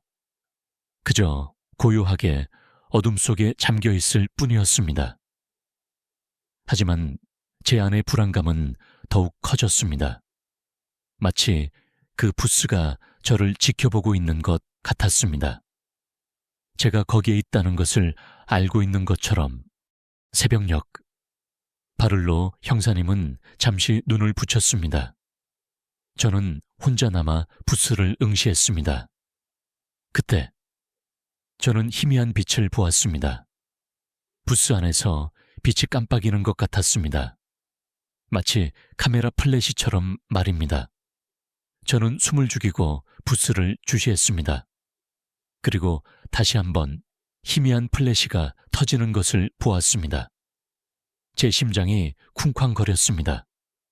설마 그 안에서 누군가 사진을 찍고 있는 것일까요? 저는 바를로 형사님을 깨우려 했지만 그 순간 부스 안에서 무언가 움직이는 것을 보았습니다. 흐릿한 형체였습니다. 남자의 형체. 그는 카메라를 향해 서 있었고 그의 눈은 어둠 속에서 번뜩였습니다. 마치 저를 똑바로 응시하는 것처럼 말입니다. 저는 온몸에 피가 얼어붙는 것을 느꼈습니다. 그는 저를 보고 있었습니다. 제가 그곳에 있다는 것을 알고 있었습니다. 저는 무서웠습니다. 하지만 동시에 알 수 없는 분노가 치밀어 올랐습니다. 제 친구들을 데려간 그 남자. 이제 저는 그와 마주할 기회를 얻은 것입니다. 저는 망원경을 내려놓고 부스 쪽으로 걸어갔습니다. 바를로 형사님은 여전히 잠들어 있었습니다. 저는 혼자였습니다. 하지만 더 이상 도망치지 않을 것입니다. 저는 이 모든 것을 끝내야만 했습니다. 부스 문은 살짝 열려 있었습니다. 마치 저를 초대하는 것처럼 말입니다. 저는 망설이지 않고 문을 열고 안으로 들어갔습니다. 안은 어둠으로 가득했고 먼지와 곰팡이 냄새가 더욱 진하게 풍겼습니다. 그 냄새는 마치 죽음의 냄새처럼 느껴졌습니다.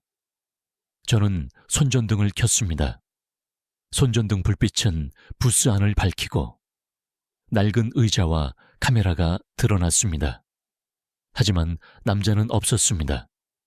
그저 텅 빈 공간만이 저를 맞이할 뿐이었습니다. 저는 실망했습니다. 그가 저를 가지고 논 것일까요? 그저 제 환각이었을까요? 저는 돌아서려 했습니다. 그리고 그때 저는 무언가 바닥에 떨어져 있는 것을 발견했습니다. 작은 금속 물건이었습니다. 저는 그것을 주워 들었습니다. 낡고 녹슨 열쇠였습니다. 마치 수십 년 된 것처럼 보였습니다. 그 열쇠는 1985년 사건 당시 실종된 10대들을 수색하던 중 발견되었던 그 열쇠와 똑같았습니다. 바를로 형사님이 제게 보여주었던 사진 속의 그 열쇠 말입니다. 저는 열쇠를 손에 쥐고 부스 안을 다시 둘러보았습니다. 그 열쇠는 분명히 무언가를 열 수 있는 열쇠일 것입니다. 하지만 무엇을 그리고 어디에 제 눈은 부스 안의 모든 구석을 훑었습니다. 그리고 제 시선은 부스 안쪽 벽에 있는 작은 패널에 멈췄습니다. 낡고 닳아 있었지만 희미하게 손잡이 같은 것이 보였습니다. 저는 열쇠를 거기에 대보았습니다. 열쇠는 정확히 들어맞았습니다. 저는 심장이 쿵쾅거리는 것을 느끼며 열쇠를 돌렸습니다. 딸깍하는 소리와 함께 패널이 열렸습니다. 그 안에는 아무것도 없었습니다. 그저 텅 빈 공간만이 있을 뿐이었습니다. 하지만 저는 틈새로 미세한 바람이 새어나오는 것을 느꼈습니다. 마치 그곳이 다른 공간으로 연결되어 있는 것처럼 말입니다. 저는 패널 안쪽을 자세히 살펴보았습니다. 그리고 그 안쪽 깊숙한 곳에서 저는 희미하게 글씨가 새겨져 있는 것을 발견했습니다. 손가락으로 더듬어 보니 그것은 숫자였습니다. 1901칠밈사, 1974년. 그 숫자는 저를 얼어붙게 만들었습니다. 1985년 사건보다 더 오래된 숫자였습니다. 이 부스는 제가 생각했던 것보다 훨씬 더 오래전부터 존재했던 것일까요? 그리고 그 숫자는 무엇을 의미하는 것일까요? 저는 혼란스러웠습니다. 하지만 동시에 저는 진실에 한 발짝 더 다가섰다는 것을 느꼈습니다. 저는 그 열쇠를 손에 쥐고 부스에서 나왔습니다. 바를로 형사님은 여전히 잠들어 있었습니다. 저는 그를 깨우지 않았습니다.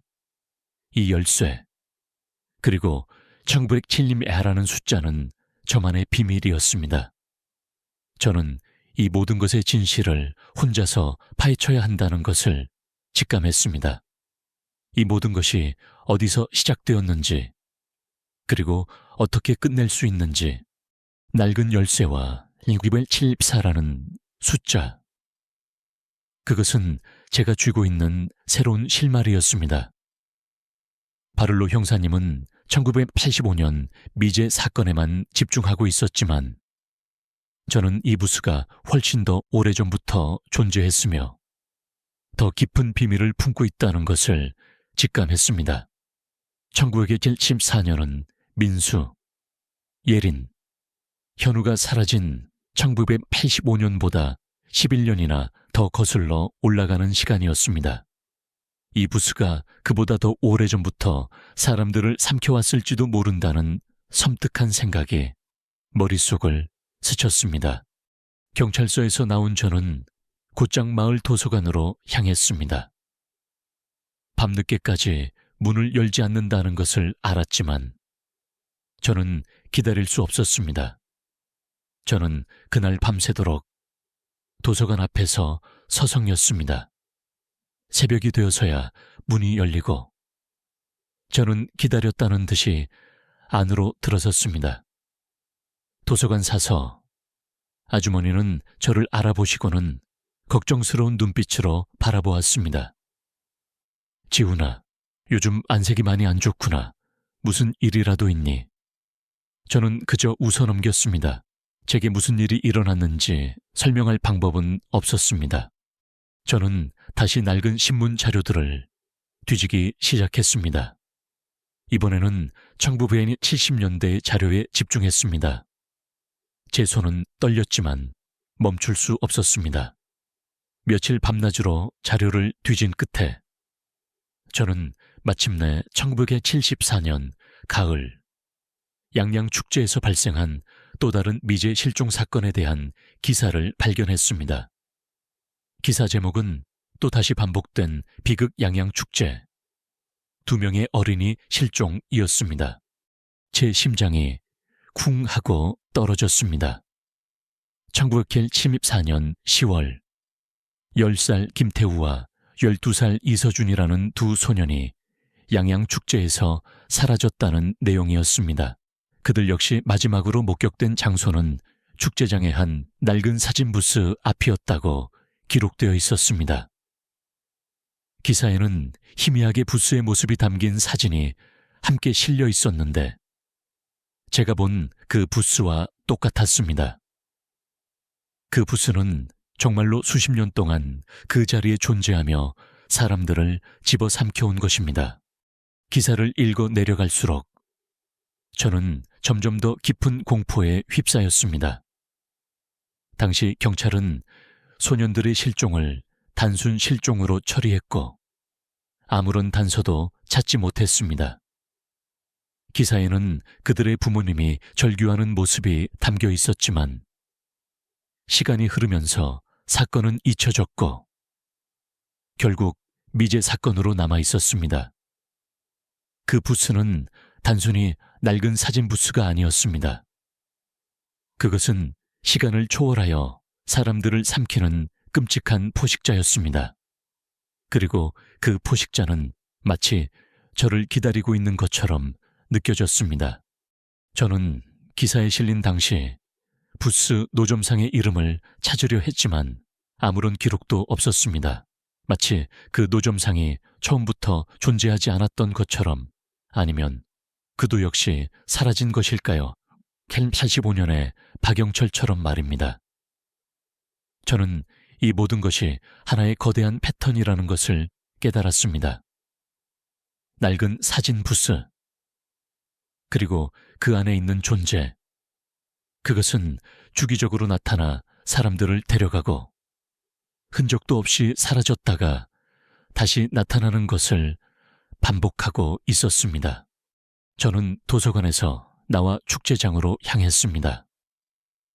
밤이 깊어지자 축제장은 더욱 을씨년스러운 분위기를 풍겼습니다. 텅 빈 공터에 홀로 서 있는 사진 부스는 마치 제게 말을 거는 듯 했습니다. 저는 부스 안으로 다시 들어갔습니다. 손전등 불빛은 부스 안을 비췄고 저는 패널 뒤에 새겨진 1907이라는 숫자를 다시 확인했습니다. 제가 찾은 열쇠는 여전히 제 손에 쥐어져 있었습니다.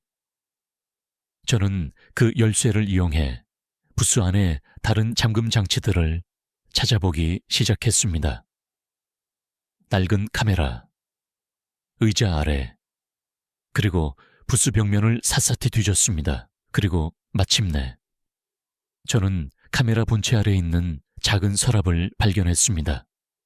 낡고 녹슬어 잘 보이지 않았지만 분명히 잠겨 있었습니다. 저는 열쇠를 서랍에 대보았습니다. 열쇠는 정확히 들어맞았습니다. 딸깍 소리와 함께 서랍이 열렸습니다. 그 안에는 아무것도 없었습니다. 그저 낡은 필름 한 롤과 함께 구겨진 종이 한 장이 놓여 있었습니다. 종이를 펼치자 제 눈은 크게 뜨였습니다. 그것은 손으로 그린 듯한 부스의 설계도였습니다. 그리고 설계도 한 구석에는 낡은 글씨로 이렇게 쓰여 있었습니다.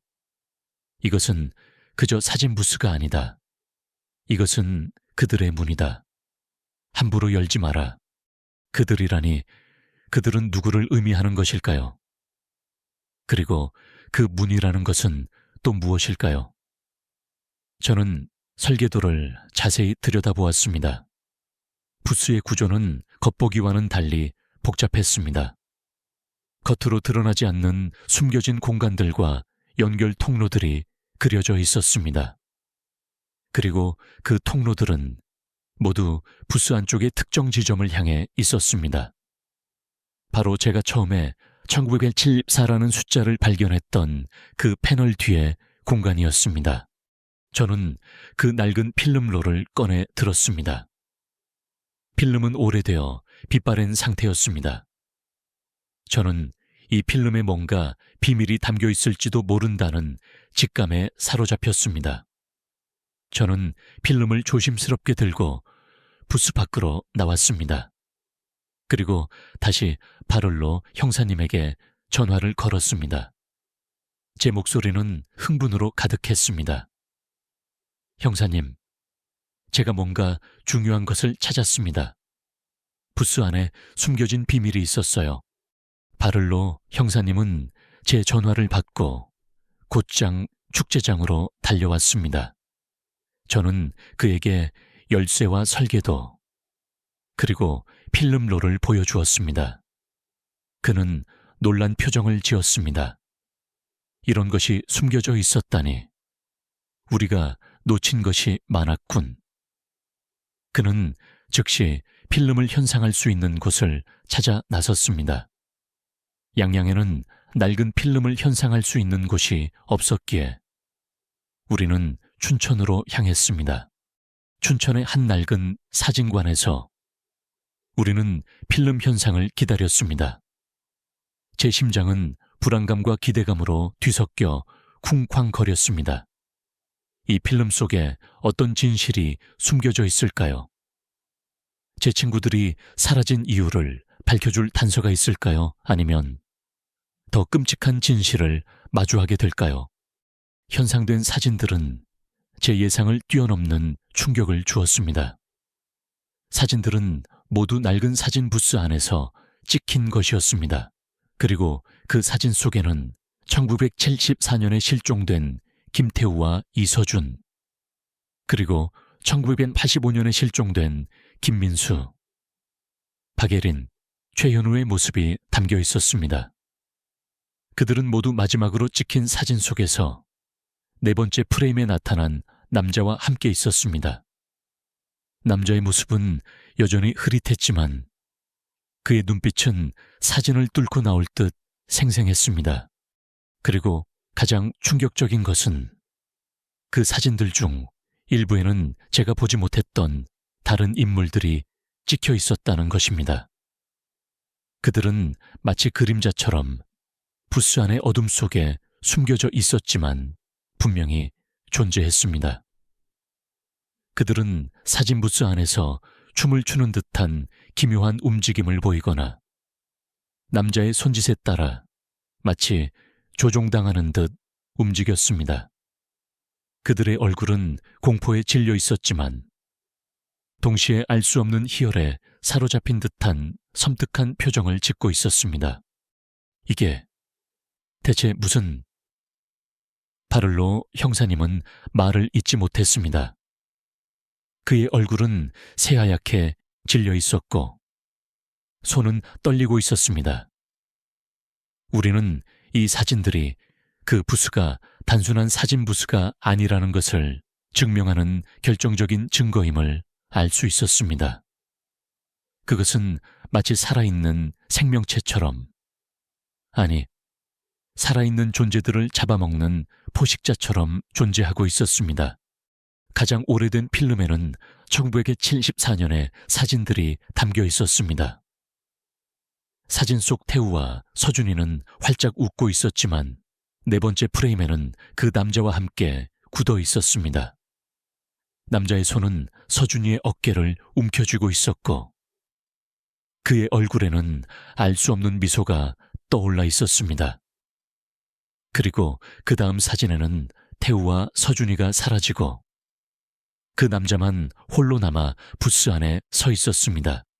마지막 사진 속에는 남자가 카메라를 똑바로 응시하고 있었습니다. 그의 눈빛은 섬뜩할 정도로 생생했고 마치 저를 노려보는 듯 했습니다. 저는 그 사진을 보며 온몸의 피가 얼어붙는 것을 느꼈습니다. 그 남자는 이 모든 것을 알고 있었습니다. 그는 저를 지켜보고 있었고 제가 그를 찾아낼 것을 기다리고 있었던 것입니다. 바를로 형사님은 즉시 경찰 본부에 보고했습니다. 이 사진들은 단순한 실종 사건이 아니라 초자연적인 현상과 관련되어 있다는 것을 보여주는 강력한 증거였습니다. 하지만 경찰 본부에서는 여전히 회의적인 반응을 보였습니다. 그들은 사진의 진위 여부를 의심했고 이 모든 것을 집단 환각이나 교묘한 사기로 치부하려 했습니다. 이지훈 학생, 자네의 증언과 이 사진들은 매우 중요하네. 하지만 이런 종류의 이야기는 쉽게 받아들여지지 않을 걸세. 바를로 형사님이 한숨을 쉬며 말했습니다. 우리는 더 확실한 증거가 필요하네. 그 부스가 어떤 존재인지, 그리고 그 남자가 누구인지 밝혀낼 증거 말이야. 저는 고개를 끄덕였습니다. 저는 더 이상 도망칠 수 없다는 것을 알았습니다. 저는 이 모든 것의 진실을 파헤쳐야만 했습니다. 제 친구들을 위해, 그리고 이 모든 미스터리를 끝내기 위해. 저는 바를로 형사님에게 그 열쇠와 설계도, 그리고 필름롤을 맡겼습니다. 그리고 저는 다시 양양으로 돌아왔습니다. 이번에는 혼자가 아니었습니다.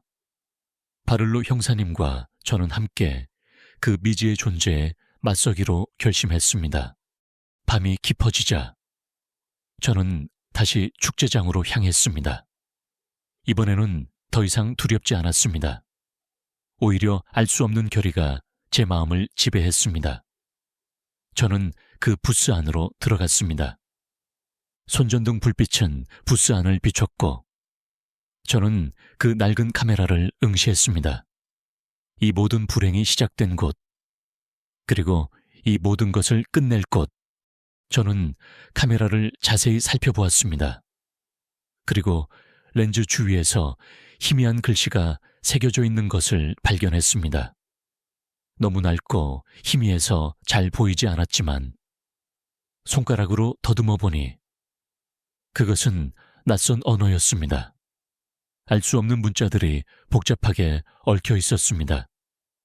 저는 그 문자들이 이 모든 것의 핵심 단서가 될 것이라고 직감했습니다. 그때 저는 부스 안에서 미세한 떨림을 느꼈습니다. 마치 부스 자체가 살아있는 것처럼 말입니다. 그리고 카메라 렌즈 속에서 저는 흐릿하게 한 남자의 얼굴을 보았습니다. 그 남자는 웃고 있었습니다. 섬뜩하고 차가운 미소였습니다. 그리고 그 미소는 마치 저를 비웃는 듯 혹은 저를 초대하는 듯 했습니다. 저는 온몸에 피가 얼어붙는 것을 느꼈습니다. 그 남자는 저를 지켜보고 있었습니다. 제가 이 모든 것을 파헤치려 한다는 것을 알고 있었습니다. 그리고 그는 저를 기다리고 있었습니다. 저는 더 이상 도망칠 수 없다는 것을 알았습니다. 이제 제가 해야 할 일은 그와 정면으로 맞서는 것뿐이었습니다. 어둠 속에서 저는 결연한 눈빛으로 카메라 렌즈를 응시했습니다. 낡은 카메라 렌즈에 새겨진 알 수 없는 문자들. 그것은 제게 새로운 미스터리이자 동시에 유일한 희망이었습니다. 저는 그 문자들을 해독해야만 했습니다. 그것이 이 모든 악몽의 시작과 끝을 알려줄지도 모른다는 직감이 들었습니다. 저는 그 밤새도록 부스 안에 남아 카메라를 응시했습니다. 희미한 손전등 불빛 아래 저는 종이에 그 문자들을 조심스럽게 옮겨 그렸습니다. 삐뚤빼뚤하고 낡은 글씨였지만 저는 모든 획 하나하나를 놓치지 않으려 노력했습니다. 날이 밝자마자 저는 바를로 형사님에게 전화를 걸었습니다. 그는 이미 경찰본부에 연락하여 사진들을 보냈지만 여전히 회의적인 반응만 돌아왔다고 했습니다. 그들은 이 모든 것을 교묘한 디지털 조작으로 치부하며 사건을 더 이상 파고들지 않으려 했습니다. 하지만 바를로 형사님은 달랐습니다. 그는 제 이야기를 믿었고 저와 함께 이 모든 것을 해결할 의지를 보여주었습니다. 저는 그에게 카메라 렌즈에서 발견한 문자들을 보여주었습니다. 바를로 형사님은 그것들을 유심히 살펴보았습니다. 이건 고대어 같은데 라틴어인가? 아니면 더 오래된 언어일 수도 있겠군. 그는 고개를 갸웃거렸습니다. 우리는 이런 종류의 전문가가 없네. 하지만 아는 사람이 있긴 해. 그는 저를 데리고 서울로 향했습니다. 서울의 한 대학교에서 고대 언어를 연구하는 김 교수님이라는 분을 찾아갔습니다. 김 교수님은 고고학 분야에서 명성이 자자한 분이셨습니다. 우리는 그에게 사진부스에서 벌어진 모든 일, 사라진 친구들, 1985년 미제 사건, 그리고 1974년의 기록들, 그리고 마지막으로 카메라 렌즈에서 발견한 문자들을 이야기했습니다. 김 교수님은 처음에는 우리를 회의적인 눈빛으로 바라보았습니다. 하지만 제가 보여준 낡은 사진, 스트립과 필름 속의 충격적인 사진들을 본 후 그의 표정은 진지하게 변했습니다. 그는 특히 네 번째 프레임에 나타난 남자와 부스 안에서 춤추는 듯한 기묘한 움직임을 보이는 그림자 같은 인물들의 모습에 깊은 흥미를 보였습니다. 이것은 단순한 조작이 아닐세. 그는 나직이 중얼거렸습니다. 이것은 오랜 시간 동안 전해 내려오는 어떤 의식이나 주술과 관련이 있을 수도 있겠군. 그는 카메라 렌즈에 새겨진 문자들을 자세히 살펴보았습니다. 그리고 놀랍게도 그는 그것들을 알아볼 수 있었습니다. 이것은 고대 수메르어에 변형된 형태일세. 아주 희귀한 언어지. 그는 돋보기를 들고 문자들을 해독하기 시작했습니다. 긴 침묵이 흘렀습니다. 제 심장은 쿵쾅거렸고 바를로 형사님은 숨을 죽이고 김 교수님의 입만 바라보고 있었습니다. 마침내 김 교수님은 고개를 들었습니다. 그의 얼굴에는 놀라움과 함께 깊은 공포가 드리워져 있었습니다. 이것은 경고문일세. 그는 떨리는 목소리로 말했습니다. 그리고 동시에 어떤 존재를 부르는 주문 같기도 하군. 그는 해독한 내용을 우리에게 설명했습니다. 이 문자들은 그림자의 문을 열지 마라. 영혼이 갈증을 느낀다. 그리고 뒤이은 문장들은 복잡한 주술적 의미를 담고 있네. 간략하게 설명하자면 이 문은 시간을 초월하여 존재하며 그림자는 이 문을 통해 세상으로 나온다. 그림자는 살아있는 자의 영혼을 먹고 강해지며 그림자의 그림자를 통해 자신을 증식한다. 대략 이런 내용일세. 제 심장이 멎는 듯 했습니다. 그림자의 그림자를 통해 자신을 증식한다. 그 말은 제 친구들이 사라진 후 사진 속 남자의 존재가 점점 더 선명해졌던 이유를 설명해 주었습니다. 그리고 그 남자는 이제 4번째 프레임에서 저와 함께 있었습니다. 제가 그 남자의 그림자 중 하나가 될 차례인 것입니다. 그렇다면 그 남자는 그림자라는 건가요? 제가 떨리는 목소리로 물었습니다. 김 교수님은 고개를 끄덕였습니다. 그러네. 아마도 그 부스는 단순한 사진 부스가 아니라 그림자들이 이 세상으로 들어오는 문이었을 걸세. 그리고 그 남자는 그 그림자들의 핵심, 혹은 그들의 왕 같은 존재일 수도 있지.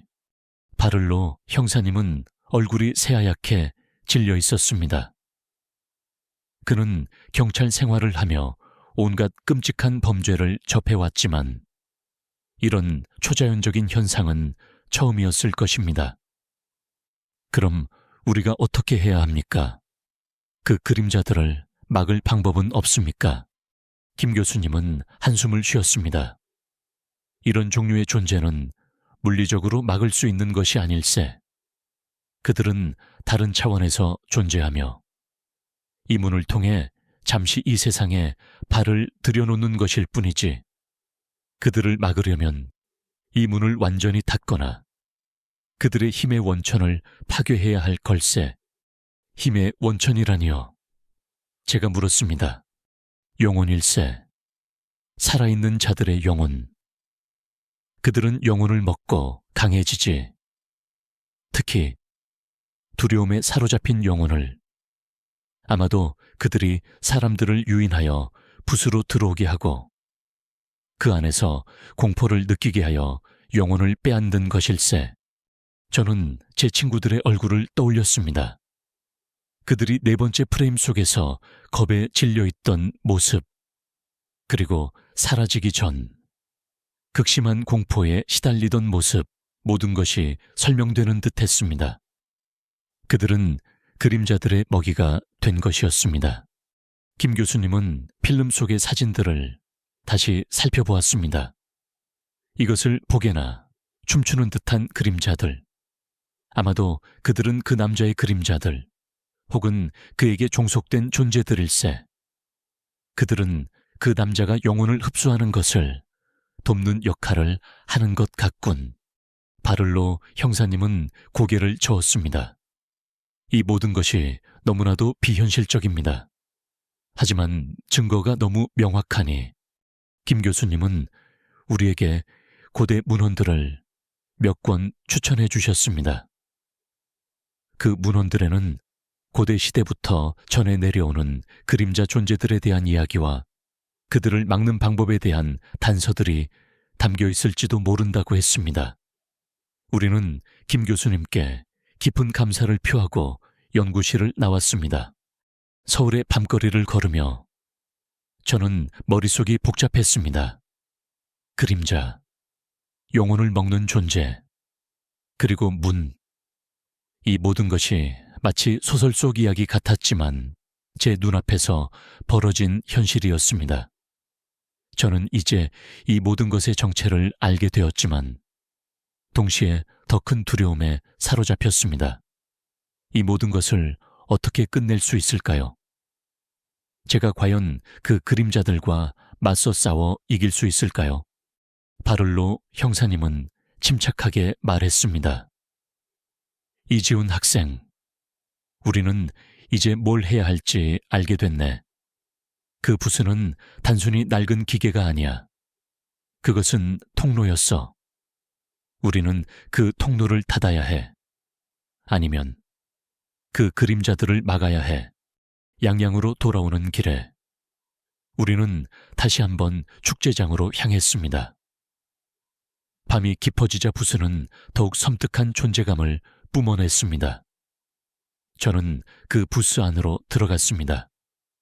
손전등 불빛은 부스 안을 비췄고 저는 낡은 카메라를 응시했습니다. 렌즈에 새겨진 고대 문자들은 어둠 속에서 빛나는 듯 했습니다. 저는 김 교수님이 말씀하셨던 것을 떠올렸습니다.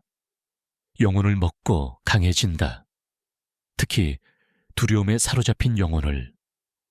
그 말은 제게 중요한 깨달음을 주었습니다. 제가 두려워할수록 그 그림자들은 더욱 강해지는 것입니다. 제가 그들에게 공포를 느끼지 않는다면 그들은 저를 해칠 수 없을지도 모릅니다. 저는 부스 안에 앉아 카메라를 응시했습니다. 그리고 제 자신에게 다짐했습니다. 저는 더 이상 두려워하지 않을 것입니다. 저는 이 모든 것을 끝낼 것입니다. 제 친구들을 위해.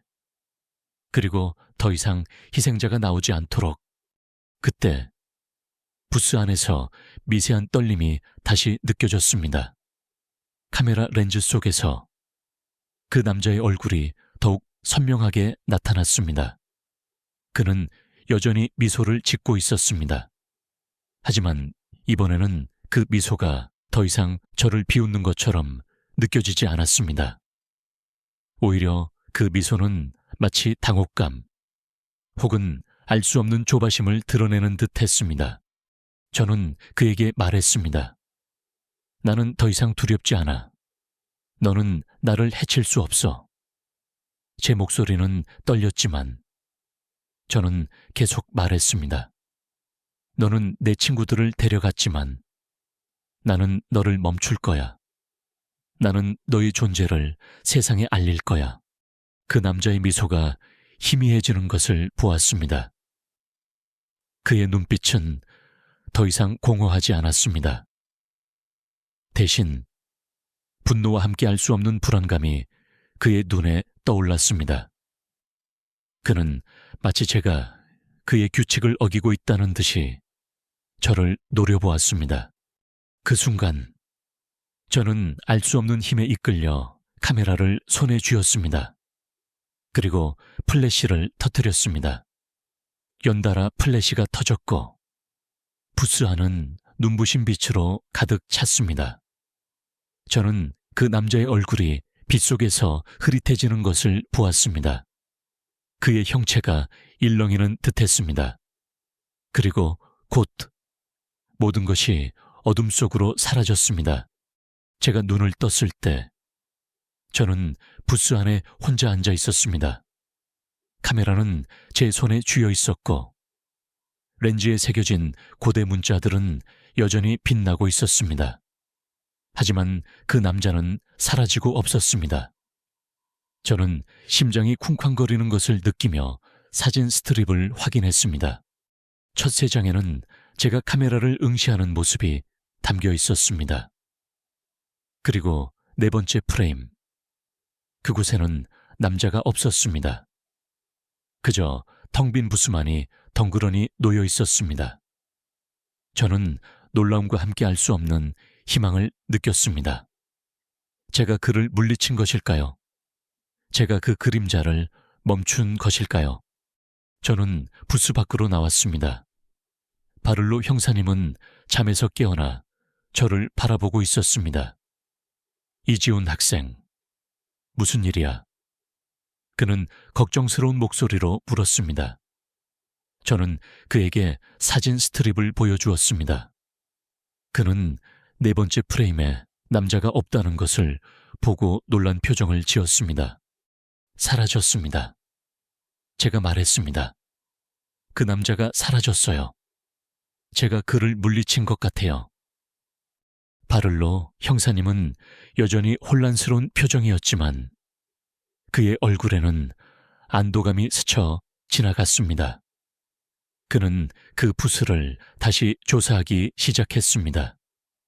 이번에는 더 이상 미세한 떨림도 섬뜩한 기운도 느껴지지 않았습니다.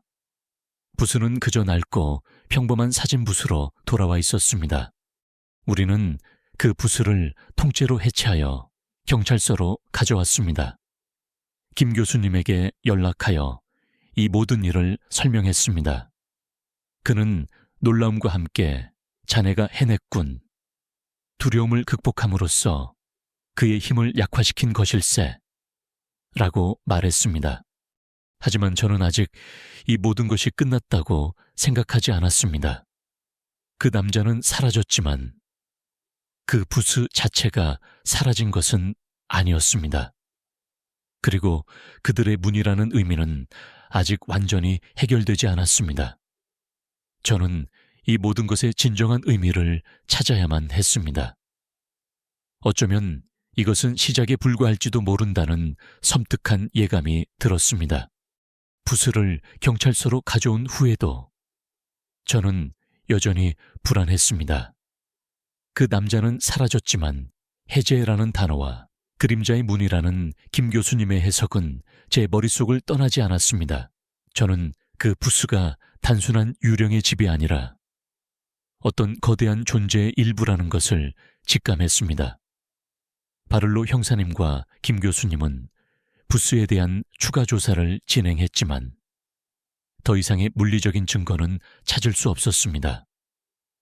부스는 그저 낡은 나무와 금속 조각들로 이루어진 평범한 기계처럼 보일 뿐이었습니다. 하지만 저는 그 부스가 여전히 무언가를 숨기고 있다고 믿었습니다. 특히 그 낡은 카메라 렌즈에 새겨진 고대 문자들과 부스 내부에서 발견된 열쇠와 설계도는 계속해서 제 뇌리를 맴돌았습니다. 저는 그 모든 것이 연결되어 있다고 확신했습니다. 제가 이 모든 것을 알아내야만 제 친구들의 영혼이 진정으로 평화로울 수 있을 것이라고 생각했습니다. 어느 날 밤, 저는 다시 잠들 수 없었습니다. 침대에 누워 천장을 응시하다가 문득 제 옷장 뒤편에 금속 상자 속에 넣어둔 사진 스트립이 떠올랐습니다. 김 교수님이 그 사진들을 그림자들의 힘의 원천이라고 말했던 것이 기억났습니다. 그들이 영혼을 먹고 강해진다면 어쩌면 그 사진들이 그들의 영혼을 담고 있는 그릇일지도 모른다는 섬뜩한 생각이 들었습니다. 저는 조심스럽게 금속 상자를 꺼냈습니다. 낡은 천으로 쌓여있던 사진 스트립을 펼쳤습니다. 이제 그 안에는 저와 그 남자만 남아 있었습니다. 아니, 정확히 말하면